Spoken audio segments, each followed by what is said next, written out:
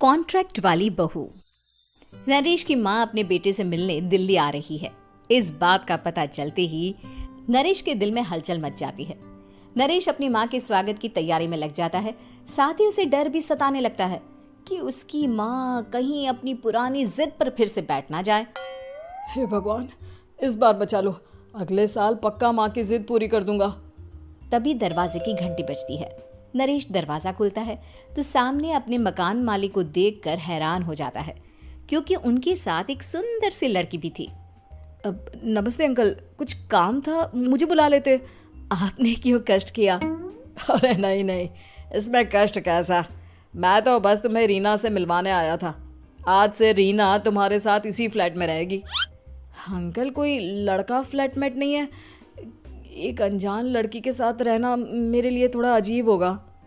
देखो नरेश, मैं तुम्हें पहले भी बता चुका हूँ कि इस फ्लैट में तुम्हें किसी ना किसी के साथ एडजस्ट करना ही होगा, या फिर तुम अकेले पूरे फ्लैट का किराया दे दो, मैं किसी को नहीं रखूंगा।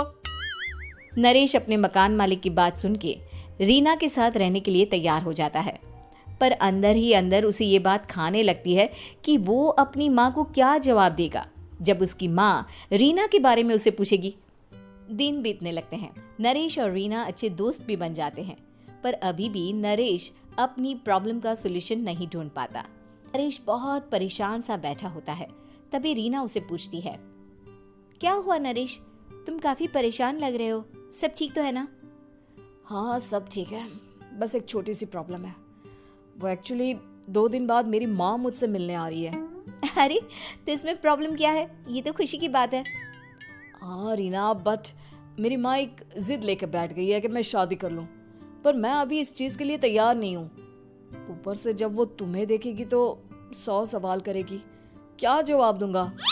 अरे इसमें कोई टेंशन वाली बात नहीं है, मेरे पास ना इस प्रॉब्लम का सलूशन है, जिससे ना तुम्हें शादी करनी पड़ेगी और ना ही तुम्हारी माँ मेरे बारे में कुछ पूछेंगी। रीना की बात सुनकर नरेश सोच में डूब जाता है। वो सोचता है कि रीना खुले ख्यालों वाली लड़की है, कहीं माँ को सच बता ना दे। नरेश को सोच में डूबा देखकर रीना कहती है, अरे क्या हुआ, किस सोच में पड़ गए? डोंट वरी, जैसा तुम सोच रहे हो ना वैसे कुछ भी नहीं है, मेरे पास एक प्लान है। मैं कुछ समझ नहीं पा रहा हूँ, कैसा प्लान? मैं समझाती हूँ। हम ना एक कॉन्ट्रैक्ट मैरिज कर लेते हैं। फिलहाल मेरे पास जॉब नहीं है, तो तुम इस रूम का किराया दे देना जब तक तुम्हारी माँ यहाँ रहेंगी, सिर्फ तब तक। और तुम अपनी माँ से कह देना कि मैं तुम्हारी पत्नी हूँ, इससे वो मेरे यहाँ रहने पर कोई सवाल भी नहीं करेंगी। अरे बात तुम्हारी ठीक है, पर माँ से झूठ बोलना, ना ना बाबा, मैं ये रिस्क नहीं ले सकता। कोई और आइडिया दो ना तुम। देखो मंजूर हो तो बोलो, वरना सच बता दो, मुझे कोई प्रॉब्लम नहीं है। रीना की बात सुनकर नरेश सोच में डूब जाता है। बहुत सोचने के बाद जब उसे कोई रास्ता नहीं मिलता तो वो रीना के बताए हुए रास्ते पर चलने के लिए तैयार हो जाता है। वो रीना से बात करता है और अपनी माँ की पसंद और नापसंद के बारे में बताता है। रीना भी नरेश की सभी बातों को ध्यान से सुनती है, ताकि कहीं उससे कोई गलती ना हो जाए। आखिर वो दिन भी आ जाता है जब नरेश की माँ उससे मिलने दिल्ली आ जाती है। नरेश अपनी माँ को फ्लैट पर लेकर जाता है। जैसे ही नरेश की माँ फ्लैट के अंदर जाती है, रीना उसके पैर छू लेती है। ये देखकर नरेश की माँ थोड़ी घबरा जाती है और नरेश से पूछती है, अरे बेटा नरेश, ये कौन है?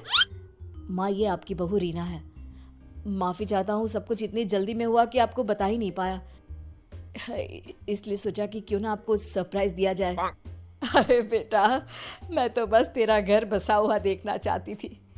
हाँ, बहुत अरमान थे अपनी इकलौते बेटी की शादी को लेकर, लेकिन कोई बात नहीं, शायद किस्मत को यही मंजूर होगा। ये कहते ही नरेश की माँ रीना को गले लगा लेती है। रीना बेटिया, मेरा बेटा ना थोड़ा नादान है, पर तुम काफ़ी समझदार लगती हो, और मैं जानती हूँ कि तुम इसका बहुत अच्छे से ध्यान रखोगी। माँ आप चिंता मत कीजिए, मैं सब संभाल लूंगी। नरेश की माँ अपने बहू और बेटे के साथ खुशी खुशी रहने लगती है। दिन बीतने लगते हैं।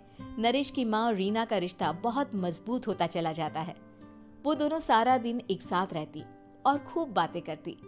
इधर साथ रहते रहते नरेश और रीना भी एक दूसरे से प्यार करने लगते हैं। दोनों को इस बात का एहसास हो जाता है, फिर भी वो इस बात को छुपा कर ही रखते हैं।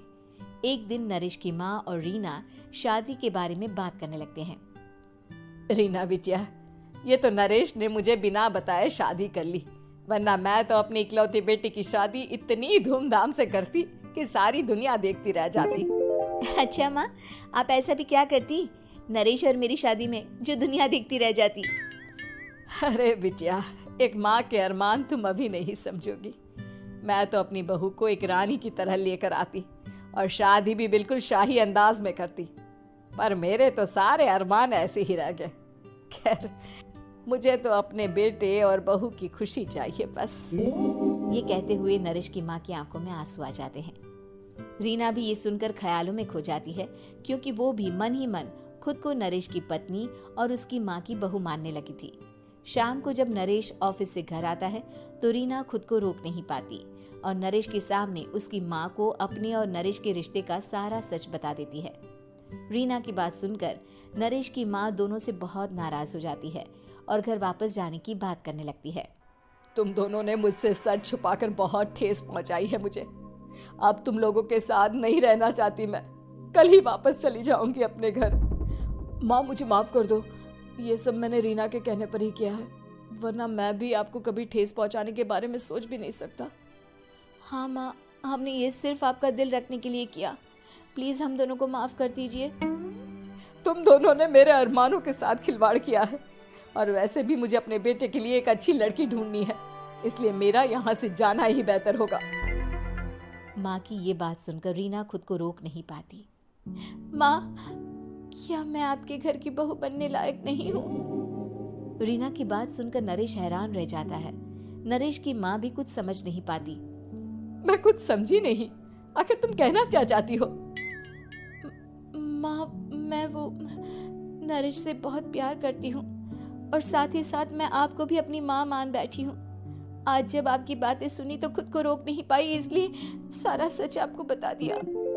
रीना की बात सुनकर नरेश की माँ की आंखों में आंसू आ जाते हैं और वो अपने बेटे नरेश और रीना को गले लगा लेती है।